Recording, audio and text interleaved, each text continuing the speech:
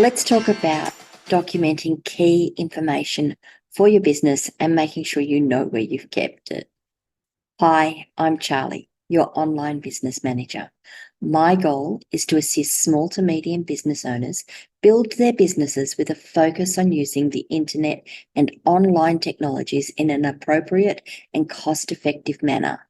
People hire me to take the stress out of managing their businesses and allow them to focus on what they do best.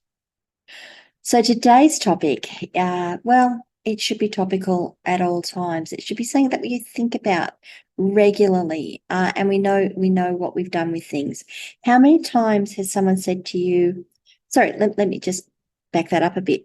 How many times have you gone to a new developer for your website and they've said, right, so where are you hosted? How do I log in? Where's your domain name? Do we know how to point it to the new hosting that you're going to take up with us if you're taking new hosting? Do we know how to edit the DNS? I need to add these extra records to your DNS so your email will work. I bet most of you sort of sit there going, I have no idea what they're talking about. And that's fine. You shouldn't really know. Well, no, I'm not going to say that. It's okay not to understand the in-depth stuff that's related to all of this. What it is key for you to know, though, is where you have your domain name registered, where you have your website hosted, where you have your DNS served from or hosted, where your accounting system is and how to log into it, what your ABN and your business registration details are and how to access them, what your ATO login is or your taxation office login is so that you can access your tax account. That's just a couple of things I could think of when I was sitting down this morning to do my notes for today's podcast.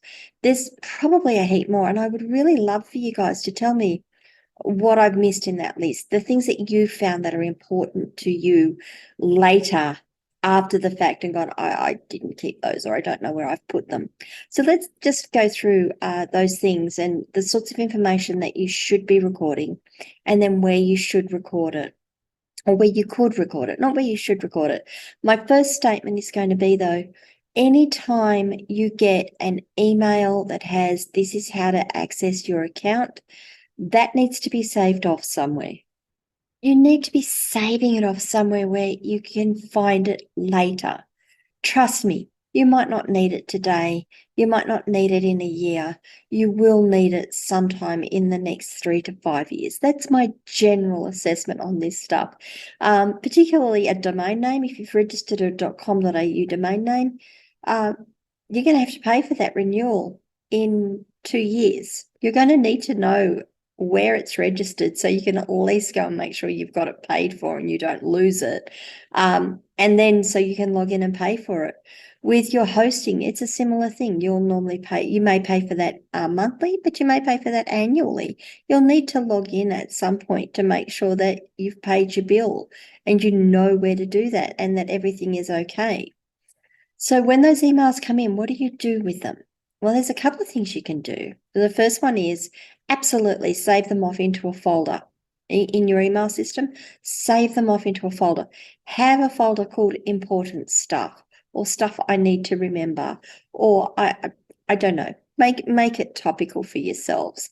You may want to save it off into separate folders like hosting or the name of the hosting provider, the name of the domain name provider.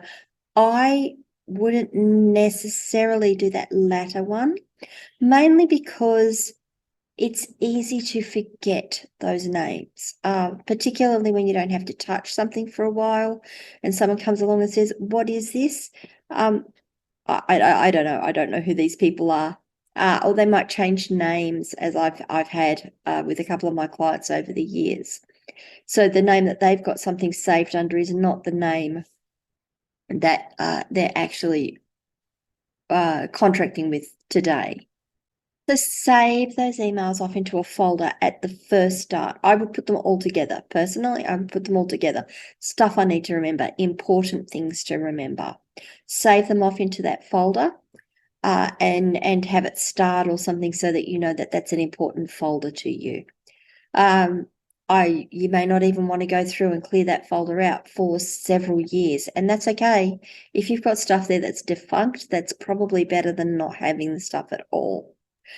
The other thing I would probably do is print it out. If you have the ability, print it out and put it in a folder that you then put either in a filing cabinet or in a file box or in a file folder that you can refer to later. I got to say that when we first started doing this I've been doing this since 2017. We, as a company, have been doing things around the internet and web hosting since 2003, bit earlier even. Earlier than 2003 even. And at one point, my dad had gone and registered a whole heap of things, and a few years later, I needed to do something, and I said to Dad, "Where's all this information?" He goes, I printed it out. So he just handed the folder over to me, and I went through that folder and I found everything I needed because he had printed everything out. He'd been religious about doing it, and for that, I was incredibly grateful because I had all of the information I needed. Again, you might not clear that folder out for a couple of years, maybe longer. You might go back and find stuff that go, wow, I haven't been using these guys for 10 years and it's still 10 years on, but print it out, put it somewhere safe, where you will remember that you've put it. The other thing is, most of those things won't have passwords written on them, because passwords aren't or shouldn't be sent out via email these days. I would write the username and password down either on the top of the printout so that you know what it is, or on a post-it note that I staple to it. I wouldn't just leave the post-it note and hope and pray that the sticky stuff stays. I'd staple it to it, or maybe just on a note card that you staple to it. So you've got all of that information together in a printed format. The other thing that you could do is use something like a password manager to record those details as well.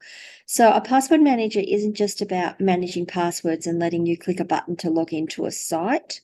I have two password managers that I use, Zoho Vault, which has got some really nice new features in it I noticed recently, and RoboForm, which I've been using for years. And what I do with those is I have identity cards and safe notes. So I have the password card that logs me into a website. And then there's a notes field on that where I will keep notes about when I registered something, how I log in, any sort of special notes about how I access particular things within the platform, because sometimes that gives me a little bit of grief later on when I go back. I go, oh, I know how to do it. I've done this before. I know how to do it, but I can't remember right now. So I can do that actually on the password card itself, or there are things called safe notes, and I can keep little notes about things that I've done. I can associate them in a folder. So put the safe note in a folder. So it might be the folder of important things I need to remember. It might just be procedural things that I have to do when I log into something. It's like, oh, I need to change a username here, and I need to change their password for one of my employees. How do I do it? And I've got the step-by-step written in the safe note. So it is stored securely in my password manager storage, but it's easily accessible because I've got the app on the phone, I've got the app on the computer. I can access, and there's also the web interface as well. I can do that with both those platforms, and they're very, very nice, and it makes my life so much easier when I'm looking for something, because when it's online, I can actually go and search it. Now, password managers are one of those things you do need to be careful of, and you do need to know who you're dealing with when you take up one of those services. We've all heard that one of the major password manager platforms has been hacked several times in the last year, a couple of times in the last year, and that's a concern. But there are, as I said, there's other options out there that seem to be a little safer and seem to have better processes around protecting you. So there you go, guys. It's a short one today.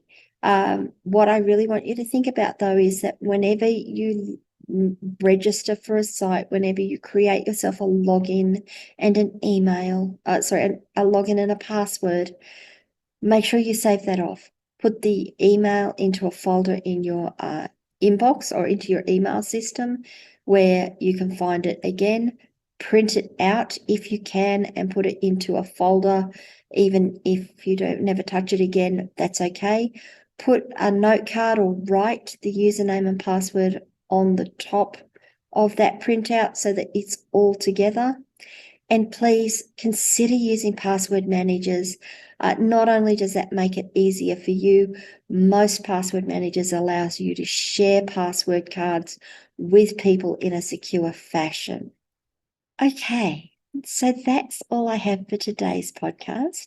I'd really love to know your thoughts and your experiences on what you found in keeping important information and just we get a lot of it. What do you do with it? How do you store it? How have you found it? How have you been impacted by not being able to find it? And how has it saved your life when you have been able to find it? And most importantly, please remember to like this video, subscribe to my channels, and ring the notification bell so you get told when I drop more content.